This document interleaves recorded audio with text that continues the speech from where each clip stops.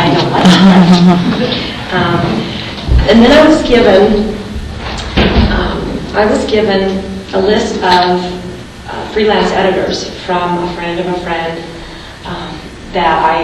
she said, give them a call. They're all great writers. They can help you, with the story. But I knew in my mind, I thought that, it can't be just anybody. It's got to be, I had in my mind the type of person that I wanted to help me write the story. I said, it's got to be somebody that has some knowledge or acceptance of the transgender community. It's got to be someone who's a little spiritual in nature. And it's got to be somebody that can feel this story because it's an emotional story.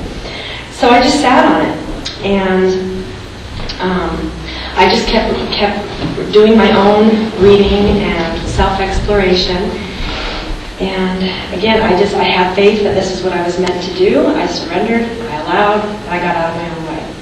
And it was amazing what started happening. The synchronistic events that have happened in the last 4 years have been the people that show up, and that's a second book in itself. It's been an amazing process to be witness to. There were times, though, that I thought, things sure seem to be going at a kind of a slow pace here, And again, then I'd have to realize, this is not in your timing, because I'm kind of an impatient person. But during those moments that much wasn't happening, I came to the conclusion, you're not ready to move on yet. You need more work to do on you. So that's what I just kept my focus on, was doing work that I needed to do for my own inner journey. And again, just the synchronistic events that happen. So about a year and a half ago, I was just, again, kind of sitting on things. I never did contact any of those editors that I was given because I just didn't feel right about it. I thought, I'm going to go with my intuition. It hasn't failed me yet. And I just didn't feel right. So I was online and I was kind of lurking around, and I found this site that it was like, oh my gosh, that's the author of the first book that my patient Michelle gave me to read. So I went on there, and there was a forum, and I posted my journey, and a gal wrote back to me shortly after that and asked me a few questions, and I said, go back to my introduction, and that will tell you my story. And she wrote back, and she said, oh my God, this is your destiny, you must tell this story, and she went on and on and on, and I wrote back to her, and I said, I already have.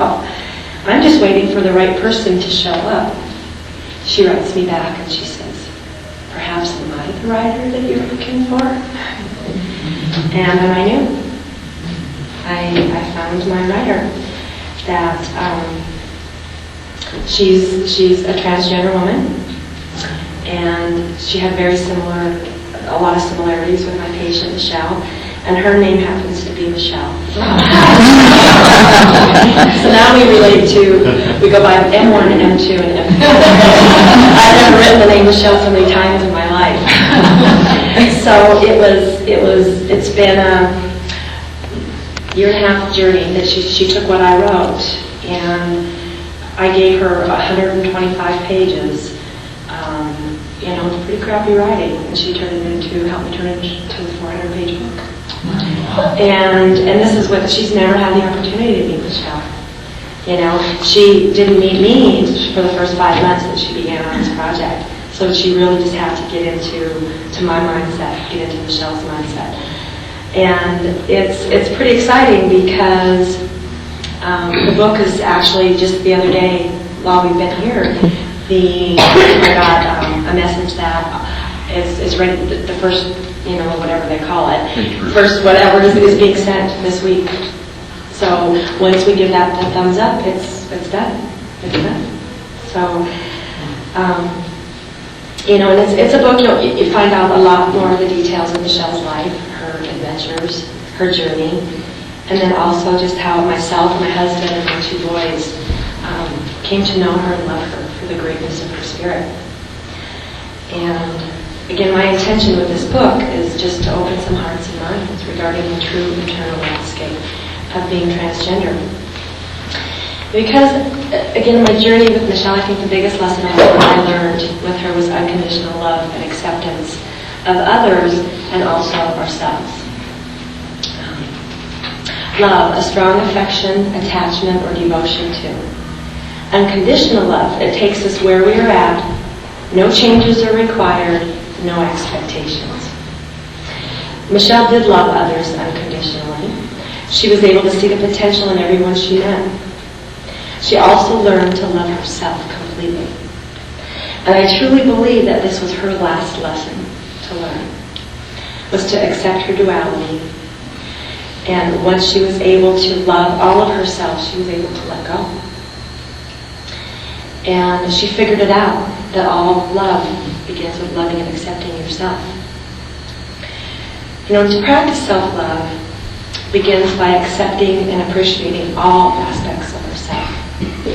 Some of these aspects include our thoughts, emotions, actions, especially some of the ones we'd rather not face. When we accept our worthiness and reject indifference, it is then we are able to become outlets of love. We also need to see our own perfection. We are each born into this world with unique gifts. Within each of us is a light that can make this world a more beautiful place. As we express the light within, we grant others permission to do the same, freeing them to explore their own talents. If we let that light lay dormant, snuffed out by our fears and inadequacy, we do the world no favors by holding ourselves back. When we dare to shine our light in the world, the beauty and perfection of our soul becomes visible. While we may never discover what impact that our light has on others, you can be certain that when we embrace our talents and share them, we will spread illumination in the world. Just look at the impact that Michelle had on my life. She shared her gifts with me, and the biggest gift of all that she shared with me was her heart. She let down her walls. She showed me her true vulnerability, and she let me into her internal world. She let me see her soul. The trust and the leap of faith that must have taken still astounds me to this day.